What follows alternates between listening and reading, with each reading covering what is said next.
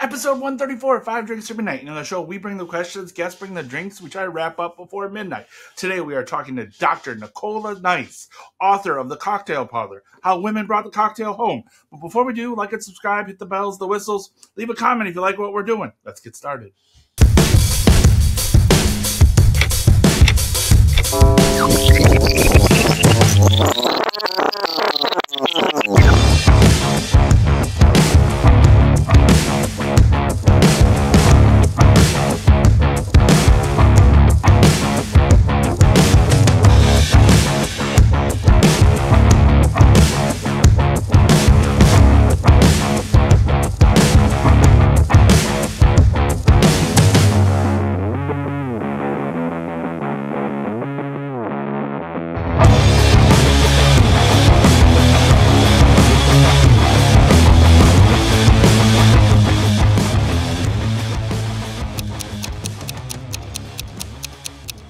Dr. Nicola Nice, thank you so much for joining us. 5 drinks or midnight, 5 drinks, 5 questions, midnight, whatever comes first. Thank you so much for joining the show. How are you doing today? I'm doing great. How are you? It's so nice to see you. I'm doing awesome. Thank you so much. I'm so happy that you agreed to do the show. We are huge fans, so thank you so much. I guess let's just jump right into it. What are we drinking first? All right. So today we're going to be drinking some cocktails from my book, The Cocktail Parlor, which is the story of home cocktail consumption. So it's the cocktail as told through the words of 100 women who have written about it and served it in their homes. So I wanted to take you on a journey today. I initially was hoping you were going to come to my parlor for this, but obviously that was not to be this time. So we are meeting virtually in each other's parlors. And the reason why the book is called The Cocktail Parlor is because it reflects the idea that 2/3 of our cocktail consumption actually happens at home. And as a sociologist, one of the things that I'm fascinated about is where in one's home one likes to have a cocktail, because I think we all have a spot, or we have several spots where we like to sit and have a drink. So I'm in one of my spots in my parlor. And so what I'd like to do is to welcome you, Tim, 5 times through 5 different eras and generations to my parlor and serve you what I might have been serving you back in the day. Excellent. I'm looking forward to this. I'm so excited. Wonderful. All right. So we are going to begin with the champagne cup. And to make our champagne cup, we are going to be using some homemade cocktail cordials. So if we were to go back to the 1800s, the mid to late 1800s, we would have found women responsible for not just the cooking and the home maintenance and the care of the household, but also for the health and wellness of the household and for preserving seasonal ingredients and turning those into things like jams, but also cordials. So we're going to use 3 different styles of homemade cordial to make our champagne cup. And this drink is inspired by Isabella Beeton, who was a British writer, the great Mrs. Beeton in the late 1800s. But you would have found, of course, champagne cup or champagne punch recipes pretty much anywhere you went around this time. So we're going to use 3 different cordials. The first cordial that we're using is a simple fruit cordial. So this is a raspberry simple syrup. And this would raspberries were native to North America. And so very easy to turn into syrups that would be used in drinks and cocktails. And of course, this is just a simple syrup with fresh raspberries infused into it. So we're going to take 1/2 ounce of our delicious fresh raspberry syrup.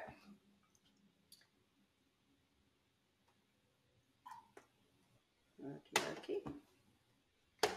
The next cocktail cordial that we're going to be using is a lemon cordial. So this was like a sherbet that was made from an oleosaccharum, where the oils of the lemon peel are infused into sugar, and then the juice of the lemon is added to that mixture to make a really highly potent, lemony, delicious, sweet sherbet, it was also often called. And this is not only delicious in cocktails, but also makes a great lemonade as well. So I was going to say, you have a great lemonade recipe in the book as well. So this is... So people used to call this a portable lemonade, which I love that idea that you could take this in a little hip flask, and anywhere you go, as long as you have access to clean water, you can make yourself a lemonade. Excellent. So we're going to use the same half an ounce of the lemon. And then the third cordial that we're going to be using is our homemade curacao. So curacao is a brandy. I'm teaching grandma how to suck eggs here, but bitter, sweet, orange infused brandy that is sweetened and used in all manner of things in the home. It is an absolutely key ingredient in punches and also in lots of cocktails. And this is something that women would have made and kept and served in their homes, not just used in drinks, but also as a welcome drink when the hostess would welcome her guests into her parlor. So when the men were drinking their brandies after dinner in the dining room or later on in the library or in the study, the women would retire to the parlor, and the lady might serve one of her homemade cordials. She may also serve a ratafia, which is a nut or cherry pit infused cordial, and she would also serve these during balls. So I think a lovely ingredient to add to our champagne cup. To top it off, everyone's favorite celebratory drink, some champagne. Let's get this on camera and not spill it everywhere, hopefully. And look at this beautiful pink color, just so perfect. And what's nice about this is, of course, you can make it singly like this, but you can make it in a bowl as a punch as well. And you can decorate it with lemon wheels and raspberries. I'm going to add a fresh raspberry into mine and a little bit of lemon peel, I think, too. Roll this over the drink. Very nice. Cheers. To you. Beautiful. All right, well, I mean, let's just jump right into question one. It's the same for everybody. It's a little bit of an origin story, but how does a psychologist, an author, a brand strategist, an entrepreneur become, not only because you have a gin company, but you also, and then jumping into writing a book? How does your life get to where it is now? So like that's the biggest thing. What is the red thread that connects all of this? So I think the simplest way to sort of say what I am is I'm a sociologist. I'm a studier of people. So when I was a kid, my parents used to, on occasion, take me and my brother out to restaurants. And one of the things that would really frustrate them was that I would never finish my meal. And this was not because I was a fussy eater. I would eat literally anything you put in front of me. This was because I could not stop staring at the other diners in the restaurant, wanting to know, who are they? What are they eating? Who are they talking about? And it has just fascinated me even today. It's very hard for me to go into any busy, crowded space and not be fascinated by the people around me. And I think in particular in hospitality settings, right? So all of the sort of behaviors and rituals and etiquettes that we have around eating and drinking is endlessly fascinating. And of course, can take you all over the world to be constantly learning something new. So this is really kind of where I come from. And I have followed that passion through brand consulting as a commercial sociologist, helping drinks companies to come up with new products and better understand their consumers and spot new trends. I have used it as an entrepreneur, creating my own gin and Gin the Cure, and celebrating the stories of women in gin and gin's origin. And now more recently, of course, writing a book about cocktails. And how that really came to be is because when I first moved here, I'm originally from the UK. No way. Not that you could have guessed.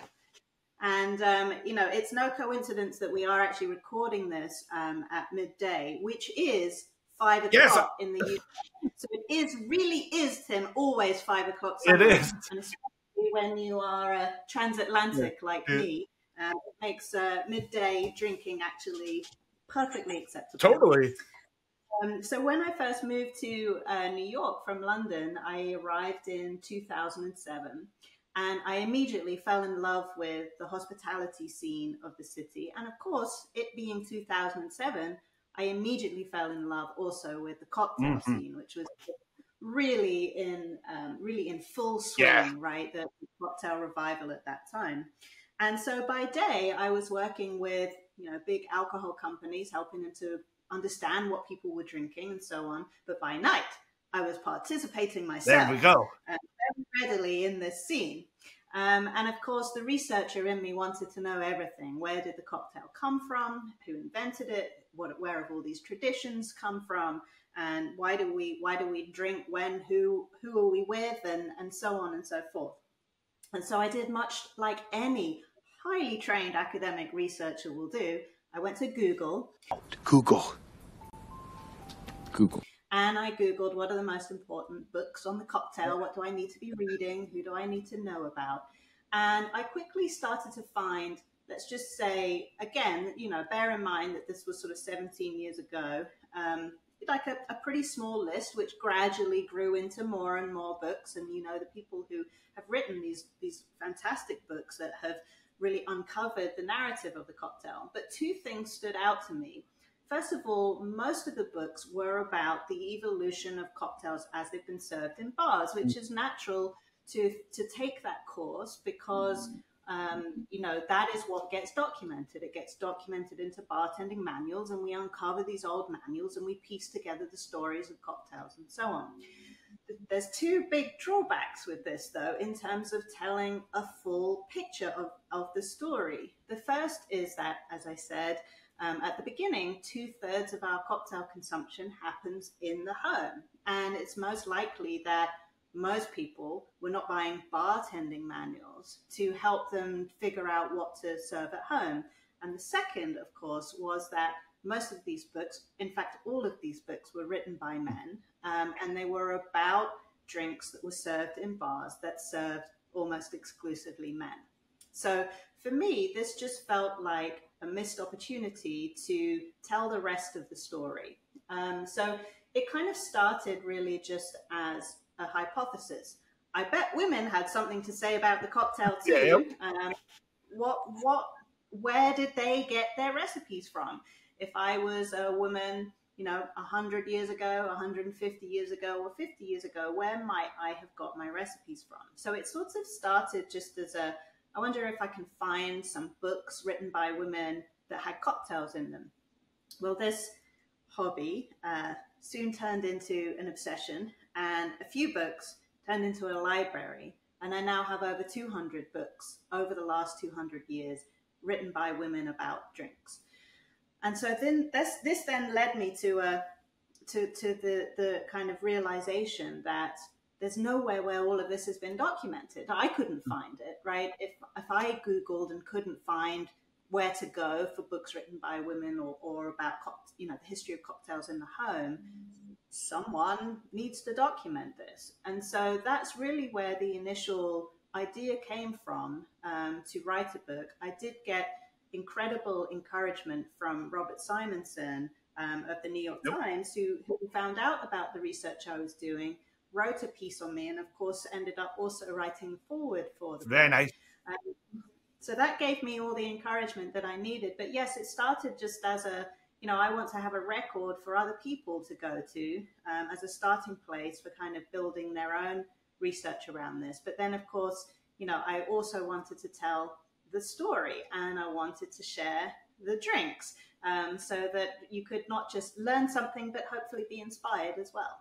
Well, I think that is an amazing origin story, and the book is just absolutely amazing. So cheers to you.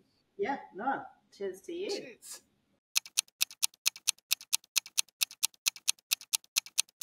Question 2, drink 2. What are we drinking? All right, we are going to be drinking a Pink Lady, also known as Lady Mendel's Invention. We're going to talk about the origins of this cocktail and where that name comes from. Excellent. I'm excited. So one of the things that I am not into necessarily is getting to the exact origin of specific cocktails and knowing the very first place where a recipe was ever printed and the exact specifications of that recipe. So I'm just going to caveat that before I start talking about this cocktail, because I think ultimately as consumers at the end of the day, we don't really care as long as it tastes good and as long as we can recreate it easily at home. So I leave that to the professionals to know exactly the specs of every catalogued cocktail in their brain and to know the origin behind it. I'm just going to talk about this cocktail, which is a very simple cocktail of gin, lemon, raspberry, and the optional egg white, which is in some circles a Clover Club, in other circles you could call this a Pink Lady, although as we know, Pink Lady usually also has some Applejack in it to punch it up, which you're always welcome to do. But the reason why I wanted to make this cocktail is I'm going to invite you into my parlor during the Prohibition years. Now, what we all know about Prohibition during the 1920s is, of course, that drinking was driven underground, right? We all know this is a fact. Prohibition did not work to stop people drinking. In fact, what it did was encourage new rituals of drinking to emerge around the new spaces, and the new restrictions on how to drink just changed our behaviors. Just like during COVID, when we had a de facto prohibition, we started drinking over Zoom. Yep. We just changed our behaviors to match the circumstances. And so that's what's interesting about this period. But most importantly, as I mentioned at the beginning, up until this time, when the cocktail sort of first really became popular, most of its consumption was in public, was consumed in male-only private bars and hotel bars and so on. But what happened with Prohibition, of course, is that drinking was driven underground, yes, to speakeasies and yes, to restaurant clubs, but most importantly into the home, where, of course, it fell into the hands of women. And 1920 wasn't just an important year because of the Volstead Act. It was also an important year because that's a year that women, most women, not all women, got the right to vote. And so you had a very empowered woman at this time feeling pretty buoyed by the circumstances, enjoying her newfound freedom. Yes, going out, dancing, drinking champagne, wearing pearls and so on, but also hosting at home. And what happened with this was a whole wave of new cocktails that were developed, in response to the circumstances and what booze was available and what ingredients were available, but also B, to the tastes of the hostess. And so what we saw with this was a lot of gin cocktails becoming popular. And you can read writers from this time talking about how men love whiskey and women love gin. And so we got a lot of cocktails that were gin-based. Cocktails like the Bee's Knees, for example, and cocktails like the Pink Lady. Now, what all of these are essentially are sours, right? So, gin, lemon, some kind of sweetener, maybe with some curacao or triple sec added. But this category of drinks was really, I think, the dominant category during Prohibition, because these were ingredients that you could mix up in so many different combinations to get a new cocktail, call it something different. And of course, when you've got the astringency of the citrus juices and you've got a sweetener, whatever kind of gin you're putting into your cocktail is going to get nicely covered up, so that you don't necessarily have to hold your nose when you're drinking this cocktail. And then, of course, egg white also does a job of helping to smooth out and round out the edges of either a very astringent or let's just say a very rough spirit. So what also happened during this time was, going back to the idea of the cocktail parlor, was people, women especially, starting to think more about creating spaces in their homes for people to come and enjoy cocktails, whether that was a 5 to 7 pre-dinner cocktail or whether that was an after the theater late night cocktail. And we saw the emergence of the first female interior designers around this time. And there was a very famous interior designer who is considered the godmother, actually, of professional interior design, Elsie de Wolfe. And Elsie de Wolfe had a love of all things pink and chintz. Okay. And so a lot of people's, if you imagine, if you think of shows like The Gilded Age, right, and you think of like the very dark parlors, Victorian parlors with, heavy drapery and dark walls and dark wood and so on. She threw all of this out of the window. She painted all of the woodwork white, and she brought in pink and color and textures. And this look spread like wildfire. Wow. And Lady Mendel, Elsie de Wolfe, she later married and became Lady Mendel, was herself a consummate hostess. So she, the Duchess of Windsor, once described her as mixing people like a good cocktail. So she knew how to get people together, and she knew how to serve a drink. And she had a signature drink. Okay. And the signature drink was called Lady Mendel's invention. And I'm not making this up. Vogue published the recipe for her drink. Like, it was that iconic. Wow. And it bears a very close resemblance to the Pink Lady. So because of her love of pink, like there's been a lot of sort of stories told about maybe she actually was the inventor of that. Okay. The story that I sort of wanted to tell about that. But anyway, her cocktail had gin, lemon, grenadine, and egg white. So we're going to use raspberry syrup because we made our cordial, sure. So we'll use it. Okay. Okay. You have yours? I have mine. Cheers. Let me see it. Oh, very nice. Gorgeous. Yeah. Cheers. Cheers. It really does. The egg white really just makes it so creamy and luscious. And, I think that we drink with our eyes as much as we taste. And it's so pretty and eye-catching as well. So question 2. You said that you had collected over 200 books. Mm-hmm. You don't list them alphabetical. You actually do a timeline, which I think is absolutely amazing. But throughout all the books, is there one thing that you found that was shocking or kind of interesting that had like a common theme across everything that you weren't expecting to find? Oh my goodness, Tim, I cannot tell you how many rabbit holes I went down, because obviously I would start with a book, right? And I'd find the book because it was a book that had drink recipes in it. And so I'd buy it, or I'd collect it, or I'd, read it. And then I would want to know, of course, well, who wrote this? And who is this person? And what can I find out about her? And it was when I started digging more on the backstories of some of the women who wrote these books. Look, most of these women are women you probably haven't heard of. I'm almost certain you haven't heard of. But there are some women who we can maybe talk about later who are very well known, but not in the context of drinks so well known, that are featured in the book. But a lot of these women, especially women around the turn of the last century, were just real trailblazers. And they were not just writing books about drinks, which now you kind of think, oh, no big deal. But you're talking about a period of time around the 1900 where women couldn't even leave their front door by themselves, let alone walk into a bar, let alone hold down a conversation about the merits of cocktail making. So not only was it impressive that they tackled these kind of subjects, but then when I found out more about stuff that they did as people, even outside of that, I just found myself being inspired over and over again by these women's stories.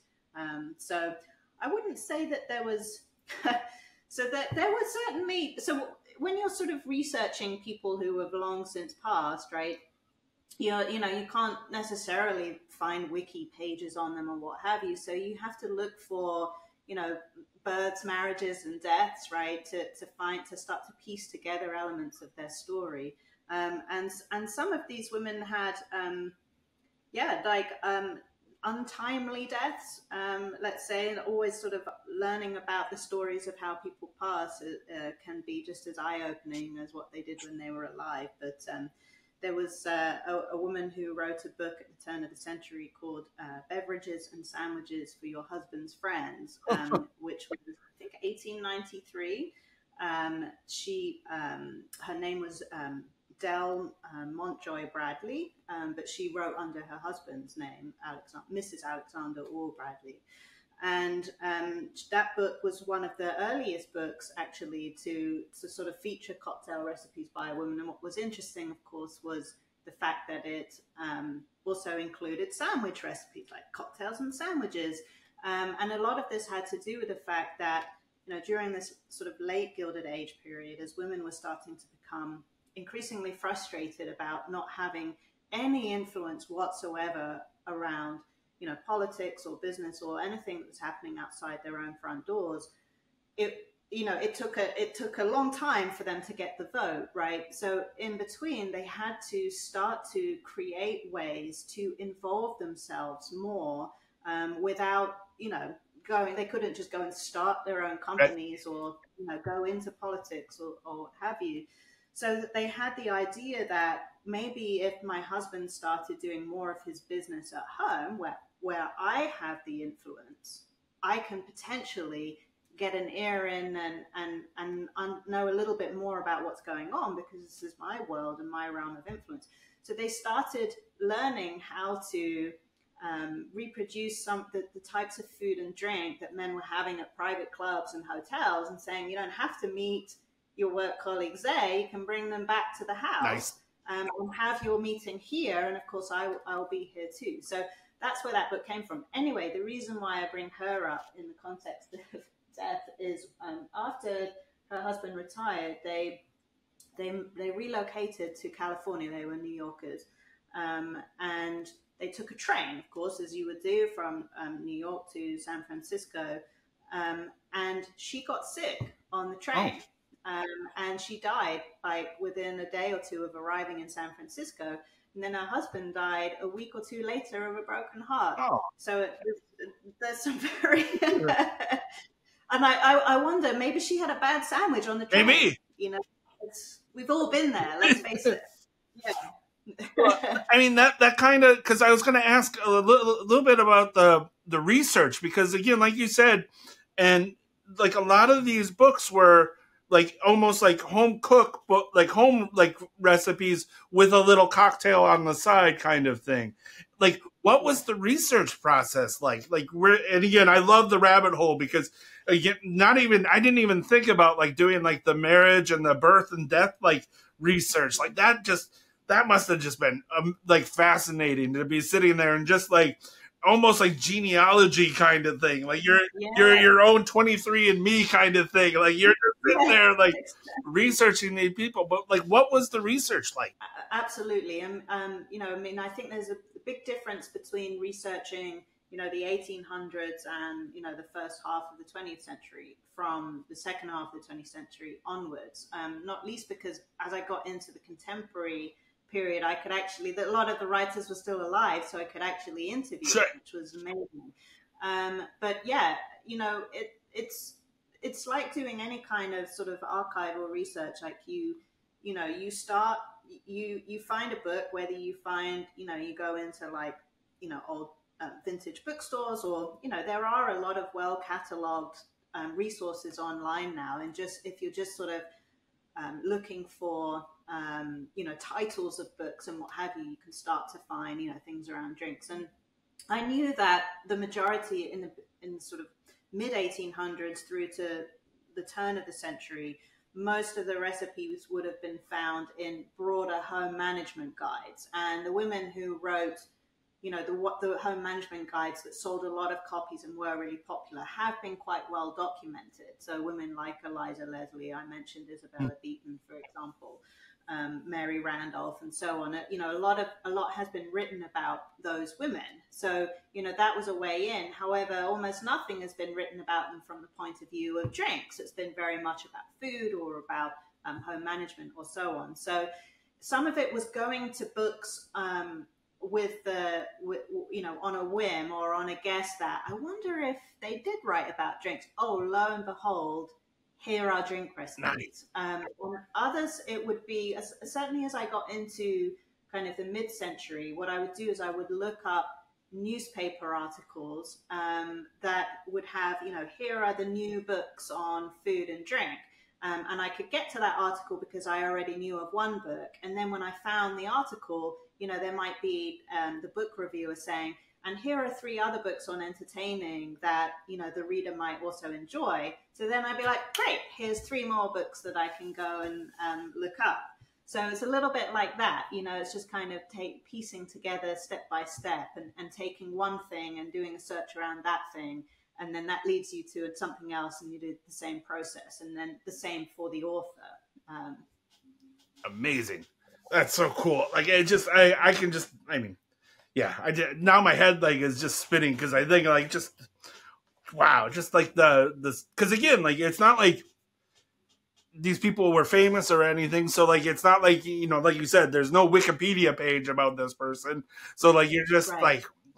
One thing leads you to the next thing. It's almost like a scavenger hunt, and that's so cool. No, absolutely. That's exactly what it is. But that's just to find the books, right? To find the books, to find the author, then is how do you tell a story? How do you tell kind of the meta story, right? Of okay, if I have 100 books and I lay them on the floor and I just kind of look from the beginning to the end, what is the narrative? What's the evolution here? And I think when people write about drinks, it's a little bit like the rule at a dinner party, right? No sex, religion, politics at the dinner table. The women didn't talk about the broader social context they were writing in. That was a separate research process to put what they were writing into context, right? So yeah, it's a lot more than just here's a list of books. Yeah. No, that's awesome. Well, there we go. I think that's question 2. That's freaking awesome. So, cheers. Cheers. Yeah, this is going down a little too well. Mm-hmm. Question 3, drink 3. What are we drinking? So we're having a classic martini. The difference about this is, so we're in the mid-century now. Okay, so as you probably know, in the 50s we had an enormous economic boom, right? After the austerity of the 30s and 40s, the depression, the war years, and so on. We now have a big economic boom. We have a big baby boom, and we have a housing boom. And what we have with that is relocation of people from the cities into the suburbs. So American suburbs just exploded during the 50s. What we also have after, the exuberance of the 20s and, first wave feminism and suffrage and women's rights, we have a big step back for women in the 50s. And now we have, and a lot of people think that this is sort of a reaction to the Cold War, but we have a refocus on the home, on the family unit, on the importance of family values, and of course on the woman at the center of that. So, things go wrong with women in the family, then the whole country is fucked, right? That's the sort of theory. But what this means is that, even though women have done a lot to, to get more rights, obviously voting rights, but also start entering the workforce in greater numbers. Now in the 50s, their social value is determined almost entirely by their role as wife, as mother, and importantly also as hostess. So this was a time where, we all seen the movies and the shows. The man comes home from his job, what's for dinner, darling? And she's dolled up, perfectly lipstick, hair perfectly coiffed. Sit down, let me make you a drink, and catering to his every need. And what we see in response to this from a sort of drinks and entertaining point of view is every woman, whether she's a newly married woman in her barely early 20s to an older woman with 4 kids on her hip, what she's expected, she's not necessarily expected to be a brilliant cook. Of course, this is also the era of convenience foods and so on, but she is expected to be an amazing hostess who is always ready to receive her husband's business friends, their neighbors, whoever comes to her door with a friendly smile and a perfectly chilled drink. So we don't necessarily see a ton of variety in what they're making. Though, of course, as a tangent, we do have the whole tiki movement taking off around this time. But, in most homes, what's being served is the holy trinity, cocktail trinity of Manhattans, martinis, and old fashions, right? And so what I thought would be fun to do, there's nothing new, exciting, or different about the martini recipe. And let's face it, this is a 2-ingredient cocktail, and it's up to you how much vermouth you put in it, right? I won't even get started on gin or vodka. I'm just going to assume gin. And again, as I said earlier, I'm not interested in arguments about the correct amount. This is all about personal taste, but it is 2 ingredients. But what is interesting is the number of books that were encouraging women in this spirit of always being ready with a smile and a drink to pre-batch their martinis and actually keep them in decanters in their living room. So here we have a period of time where, as I said, during the Prohibition years, you're in your little apartment and you've got these tiny kitchenettes and you're doing everything from there. Now you have living rooms, right? You have a space that is ready to host people in, and we see the bar start to become central to the living room, and we start to see your collection of spirits and glassware become much like, other things, an emblem of your social status. And so we have a decanter that we put our martini into. So we hide the bottle and you don't see that we're using Seagrams in this or what have you. And so I thought this was interesting. This is an experiment, okay? I've never made I've never kept a martini in a decanter. Yeah. I don't know, whether you have a point of view on this. Like, I do know that people even today, I heard this is a thing in the South, keep freezer martinis where they mix martinis, and of course you have to add some bit of dilution into that if you're going to it's going to be ready to pour, but just keeping one in your living room. So I thought it would be fun to make one that I actually made this last night and see if, to my palate, I can taste anything different from if I'd made it fresh.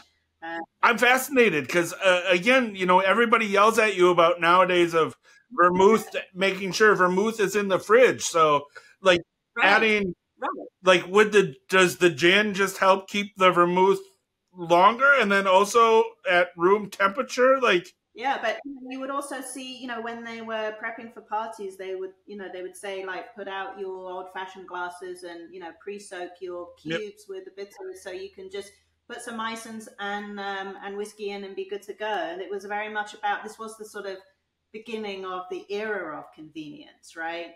With the focus on things that are pre-packaged and made ahead and so on. And of course, this really came into its own in the 70s. But this is just 2 parts to 3/4, which is the recipe in the book. I personally like the taste of vermouth, so I like a wetter martini. I will even go 50-50 regularly. But this was like by far the most common spec that I saw from books in the 50s. That ratio. All right. If you keep it pre-mixed in a decanter, you don't really then need to measure. Yeah, you just pour it to your pour however much you want. Like, am I doing a heavy hand or a light hand? All right, so I'm going to test. Yeah, please. Now I'm really jealous that we're not meeting in person because I'm really. Someone somewhere is going to be upset about this. Probably. Yeah, let them be upset. Cheers. Cheers. I mean, it tastes like a martini to me. All right. I joke, but I think there's possibly something about, having let the vermouth in the gin sit. It's softened. It's not as crisp. Okay. And if you like something a drink that is super crisp on that first, it's lost a little bit of that from being, exposed to the air and being mixed and so on. But I mean, to me, I might just keep doing this, honestly. All right. So question 3. We kind of call this our talking shit segment because we have 3 drinks in us and we're a little bit more looser and friendlier. But you talked about how feminism helped start and kill the cocktail party.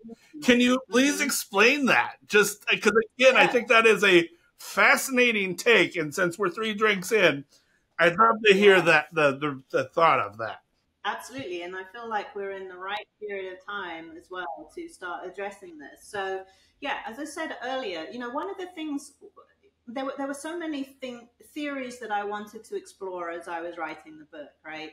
And, I think, as I said, I have a fascination with rituals and traditions and how they start and what have you, because they don't come from nowhere and they're quite hard to get rid of once they start as well. I mean, you can, I don't know, think about like some things come and go, like bungee Yeah. jumping. Like, I mean, we don't any of us bungee jump anymore, but other things like, cocktails and cocktail parties, they've gone through different evolutions. And so it's easy to say, well, the cocktail party started with prohibition, what have you. But actually, it must have already been an existing behavior in order for it to then, get accelerated, if you like, during prohibition. And so various people have done research, and there was an article that was in a newspaper in 1917 about the first cocktail party, and no one has found, to my knowledge, and I haven't, an article that predates that about a cocktail party. But it is also unlikely that it was the first ever party that had cocktails, right? So one of the things that I wanted to understand was, how did this ritual actually start? What were the things that sort of were the precursors to it? And then also, like, why did it fall out of favor? So, yes, as we talked about, obviously 1920, and not just 1920, but of course the decades building up to it were very important socially, an awful lot of social change happening. Of course, yes, you have the temperance movement, and yes, you have the suffrage movement, and you have these two movements coming together politically, creating one of the most powerful and weird, in a way, political unions of all time, that resulted in the 18th and the 19th Amendments being passed. But what we had at this time were women who, were becoming increasingly, as I said, frustrated that they have all of this social power. And again, if you've watched shows like The Gilded Age, you'll see they had an incredible amount of social influence and yet zero political power.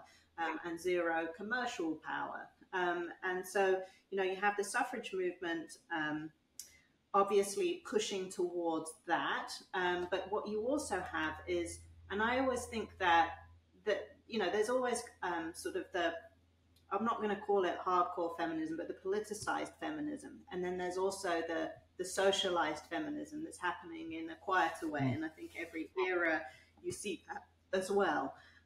But what we had during the early 1900s was a woman who was not just frustrated politically, but also socially. So men and women during the Gilded Age and those years where there was such strict rules around how you socialized, and rituals and etiquette and so on, which was also very class driven as well. Created separate spaces for men and women to socialize. So especially around drinking and that and so on. So as we've mentioned, men in their private bars, hotel bars and so on, women in the home. And we have certain traditions around women socializing with other women that actually do involve booze. So we have the ladies' lunch. That was probably the biggest event during the day, and people would go all out on ladies' lunches, and I write about that in the book. But we also have the ritual of the tea party, and I think when we think about the tea party, and I'm using a little t here, not the big T, but when we think about the tea party, we sort of think about things like probably Bridgerton and like hoity-toity women, in frills, like pinkies out, sipping tea, judging each other, right? And that's not to say that those types of tea parties weren't going on, but there was a younger generation of women who, I mean, again, you have to sort of remember the period of time where, people, this was post-abolition, right? So not everyone has the luxury of a team of slaves, let alone maids, to serve a lunch and serve a tea for them. So you've got women who are starting to enter the workforce, starting to have some temporary economic independence.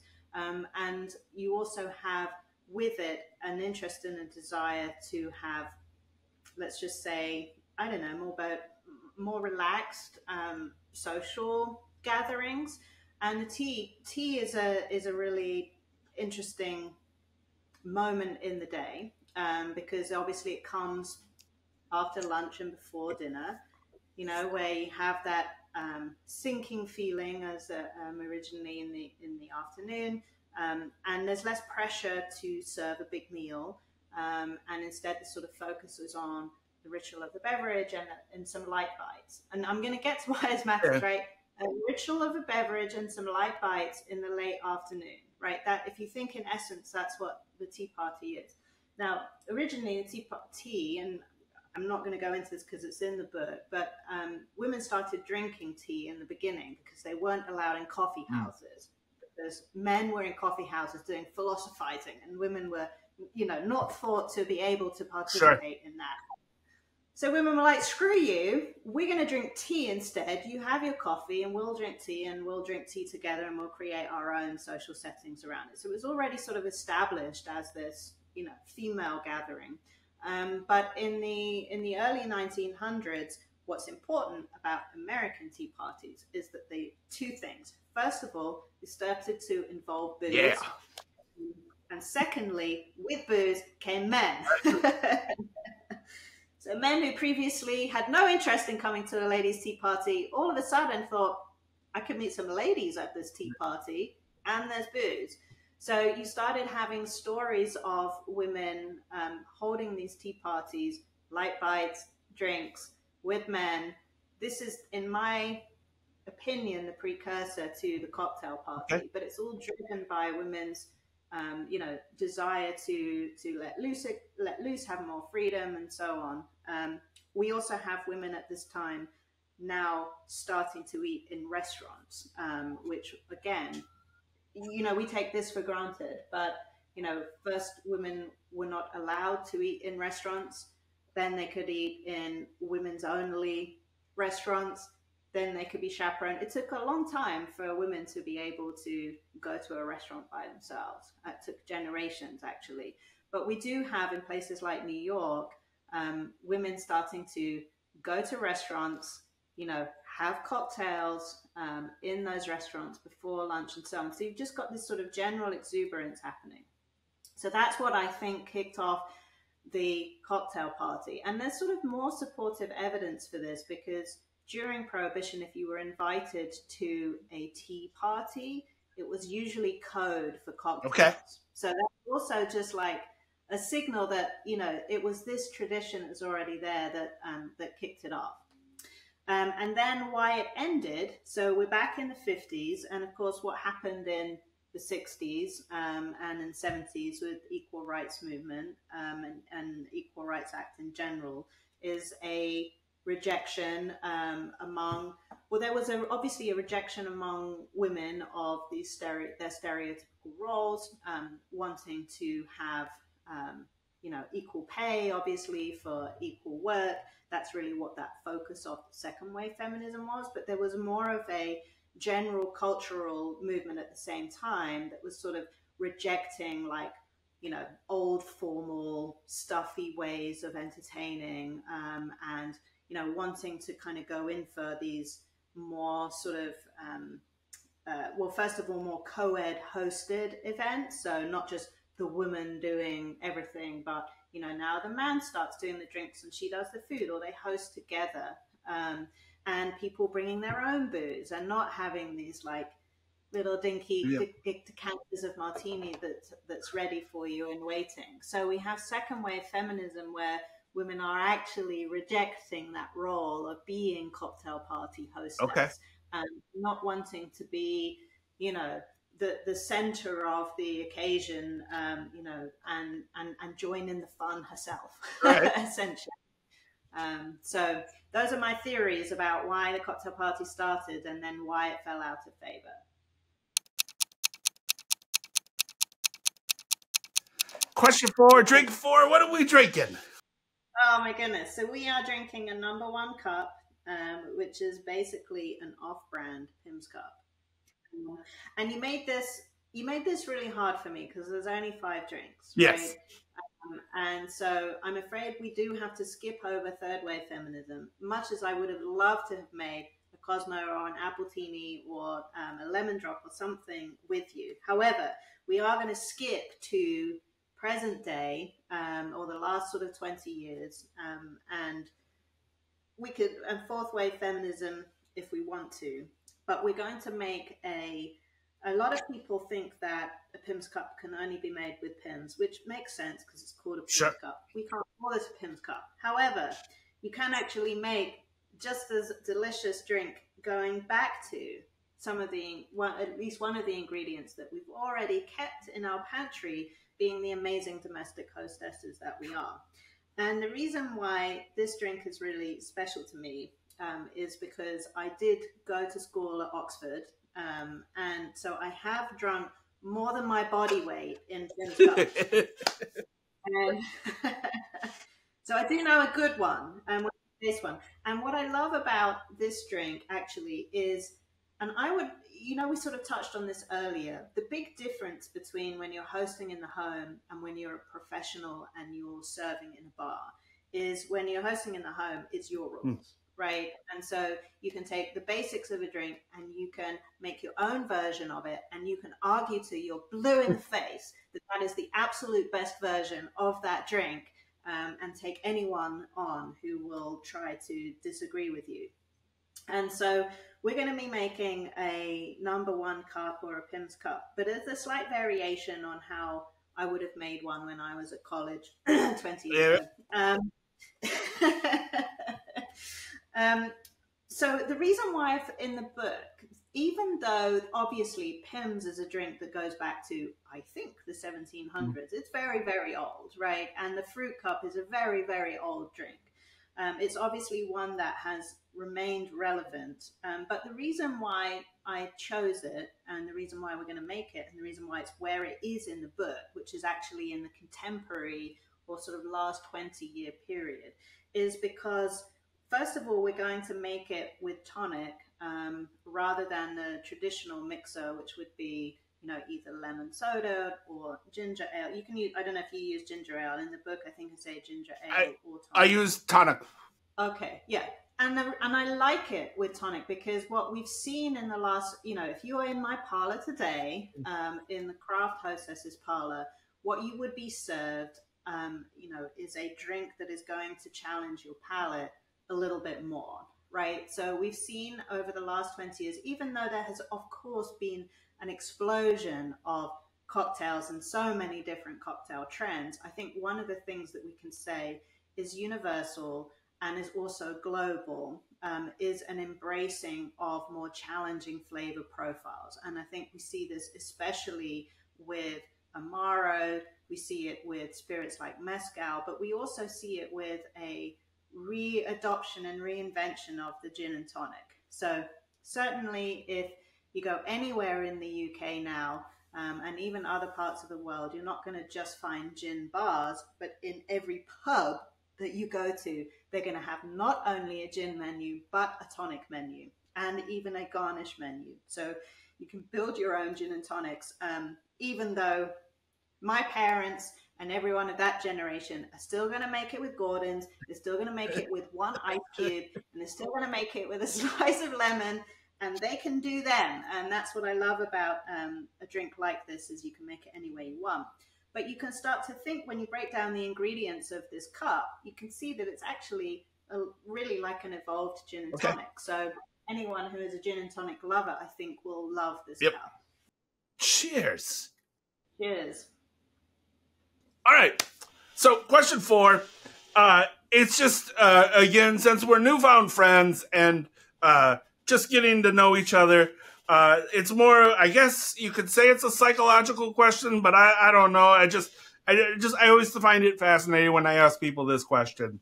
But out of the 100 authors that you had collected over, if you were to have a dinner party or a cocktail party, of those authors, who would you invite? Oh, that's a great question. Well, obviously, all of them. Amy Lyman Phillips, from the turn of the century, wrote in 1906 a book called A Bachelor's Cupboard. which was actually a book instructing single hapless men on how to take care of themselves. And of course, it has a drinks and cocktail section. Amy was a very cool lady. So, I mean, you have to imagine that it was not possible for a woman to live a single life, in 1906. But she was. She was single. She was 30, I think, when she wrote this book. But she obviously went up and down the East Coast interviewing bartenders to get recipes for the book. But even more than that, when she was not writing about hospitality and cocktails, because she was a hospitality journalist, she, in 1910, was the accompanying journalist when Blanche Stewart Scott became only the second woman in history to drive an automobile solo across the United States. Okay. And she was the first woman to drive from east to west. Now, Blanche Stewart Scott is famous because after this, she became the first woman to fly a plane. So she is obviously a big name, but Amy was the woman who went shotgun with her, basically. And at one time, she also held the record for the fastest mile in a motor car by a woman. Okay. So she obviously was a very interesting woman who I think I would love to have around the table. All right. I would absolutely love to have our first hostess who we made the cordials with, Eliza Leslie, who I just think was really prolific. She was from Philadelphia. She was one of the first women to ever go to a culinary school, a cooking school, and then to come out and write books about it. And she was writing about booze at a time when, the first wave of the temperance movement was really strong, and it was not acceptable for women to be talking about liquor, and yet, of course, you still had to know how to serve it, right? So she was someone who was writing about it at a time when you would have needed that information. And then more contemporary, I mean, one of the women who I feature later in the book is Julia Child. And who wouldn't love to go to a dinner party with Julia Child? Absolutely. Yeah. And the reason why I sort of mentioned her in the book is she obviously really encouraged Americans, interest in French cuisine. And, at a time when everyone was having TV dinners, she really encouraged people to take an interest in learning how to cook, but also to not do it with all of those kind of formal rules that, we'd had generations before. She was really one of the first people to encourage people to cook with their guests, and in front of their guests, and not have everyone waiting awkwardly, with napkins on their laps in the dining room for the food to come out, from the kitchen, but to come in the kitchen and drink martinis and chop vegetables while she cooks. And I just think it would be incredible to have been a guest. That's awesome. And then, our follow-up question then is, what would your signature cocktail be for the evening? Ooh. That is a good question. I mean, it probably would be something that we've served tonight, I think. I'm really digging that decanter martini. I keep thinking about it. I would just rock up with like a crystal decanter and be like, who wants a martini? I think that's how I'm going to go to every dinner party. As one should. I mean, there's no, honestly, I think that is a baller move where you just rock up with a decanter and be like, here's martinis for the night. And like, pour at your leisure. Like, that is the best thing in the world. The decanter, there's your there you go. Done. Yeah. And then, one of the most fascinating chapters that I liked in the book was the whole thing on a toast. So what toast would you give for the evening? Well, of course, there is the toast in the book that I love very much. And the reason why I love that is because it was written in 1908, or at least that it was published in a book in 1908. But if you sort of listen to the words today, it could have easily been, written today. So I would probably give that toast, which goes, here's to the girl who's strictly in it, who never loses her head even for a minute. plays well the game and knows her limit, but still she gets the fun there's in it. And I love that. That's awesome. And so the very last bullet point on about the toast has changed my life, because I was one of those assholes. I refused a toast on an empty glass. And I was always told that it was bad luck. And you just blew my mind because of the last statement just saying, what kind of prick are you to return down the hole? Yeah, pity on the person. Yeah, so you cannot accept the good wishes of others. Yeah, and I'm like, you changed my life. Like you literally, I am no longer going to. That is a stupid superstition. You should be allowed to toast with whatever, and that is like I was that jerk, and now you have changed my life. So it sounds like you had good reason though. You were afraid that you were causing bad luck or offense because you didn't have drink in your glass, which is not your fault, right? And I've been at plenty of occasions where, look, the ideal is you're always going to have something to toast with. You can take a sip of whatever it is. But there's going to always be occasions where you're in between drinks and that doesn't happen. And I do think that it's worse to sit it out than it is to raise an empty glass. I agree. I to not accept someone's goodwill, I think, is the biggest faux pas in the world. Like that, yes. So your book has changed my life. So there you go. Good.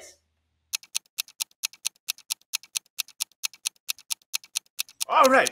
Question 5, drink 5. Our last drink of the night. What are we drinking? We are having a no-Grony. Okay.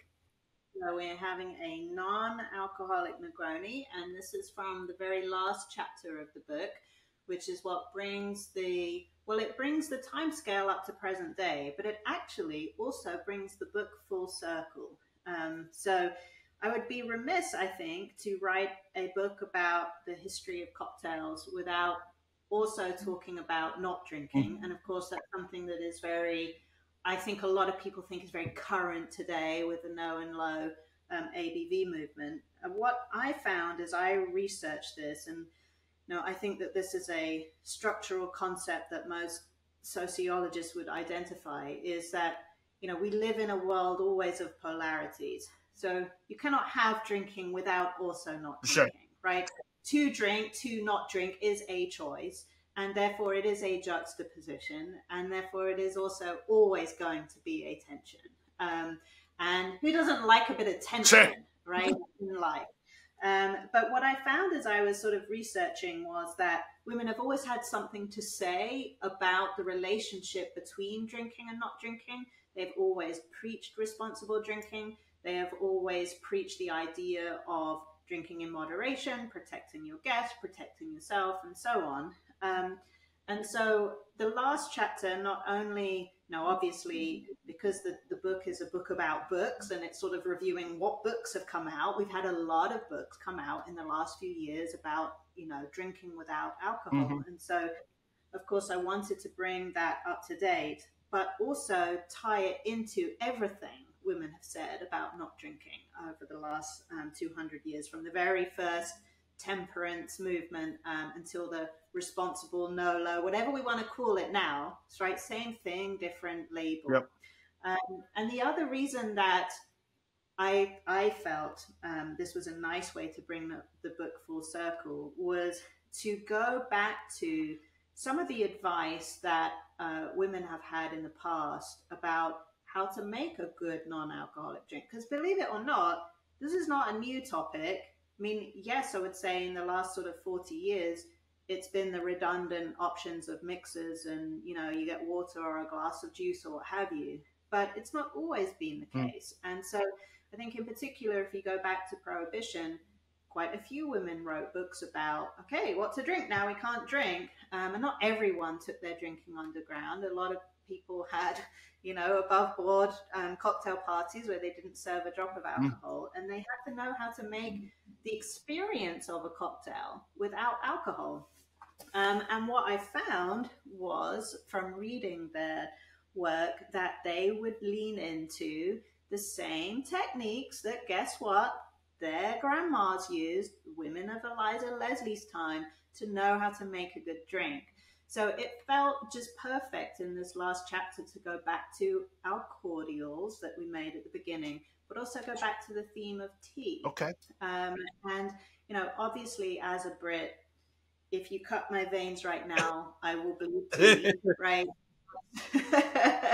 So it has a special place for me. But the reason why I love tea as a substitute for alcohol in cocktails is because it's cheap, it's always available, you always have, it's easy to make, and there's such a broad range of flavor profiles that are very subtly different in the same way that spirits are, you know, they have big differences and they have subtle differences. Yep. You can never get bored of discovering new ones, and there's so many different ways you can use it. They can even mimic the mouthfeel. You know, they can be very soft and enveloping. They can be full of tannins and dry and astringent. So there's lots of things that you can do with tea. And so I thought that we would make our my Negroni recipe. Okay. This is intended to, as I said earlier on about the last cocktail, you know, we've reached a time where I'd say one of the trends of the last sort of 20 years has been more challenging flavor profiles, especially, you know, bitter flavor profiles. And so it seemed obvious that there should be a non-alc Negroni in the book. And I think it's important to caveat that I'm not trying to recreate the taste of a Negroni, because only a Negroni tastes like a Negroni, right? But what a Negroni is it's, you know, it's bitter, it's pungent, it's juicy, it's sweet, it's sour, it's all of these things together. And so that's what I was trying to create in my non-alc version. Very nice. With tea. So we are going to use a cordial that we didn't talk about at the beginning, but is our fourth cordial, right? So we had fruit-based syrups, we had citrus-based sherbets or cordials. We obviously had the curacao, which was, you know, using the alcohol as a preservative, but people were also making shrubs, right? Yep. Now, originally shrubs actually were brandy-based, but with the temperance movement, women started making them with vinegar. So I think we now think of shrubs as vinegar-based. My favorite, just as I love a raspberry syrup, I love a cherry shrub. Okay. So there's a cherry shrub recipe in the book, and that's what we're going to use in our Negroni. And what this is going to do is it's going to bring, obviously, beautiful, bright, deep color to our drink, which we want if we're going to have a Negroni. But obviously in the vinegar, it's going to bring that astringency element to the drink that is going to replace the astringency from the alcohol. Very nice. So we're just going to add just a little bit of this. A little goes a long way with a shrub. So we're just going to do 1/2 ounce of our cherry shrub. And by the way, just a shrub with club soda and a squeeze of lime is also delicious. Yes. Right, then we are going to add grapefruit juice. So pink grapefruit juice. This is going to add the sort of unctuous juiciness that we want, as well as obviously some sour sweet notes. So we're going to do 1 ounce of grapefruit juice. And again, with all of the recipes in the book, I wanted to use ingredients that I'm pretty sure you're going to mostly have around, like most of the time. So you'll see that there are no brands in the book. You know, you're not going to have to find some obscure brand of liqueur somewhere to make a drink, to make one drink, and then it's going to sit on your bar for 5 years after that. And there should be things that are always available. And then we're going to use some freshly brewed chai tea. Now, this is obviously cooled tea, but the chai tea is going to bring bitter and spice. Okay. So we've got a lot going on in there. So we've got tart, we've got sour, we've got bitter, we've got spice, we've got sweet. But just like in a Negroni, when it all comes together, it just works. Nice. So I've got 1.5 ounces of our tea. Gonna give this a stir.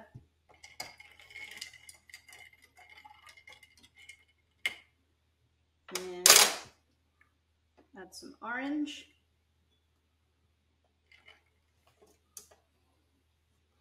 And here we Very go. nice. Cheers. All right.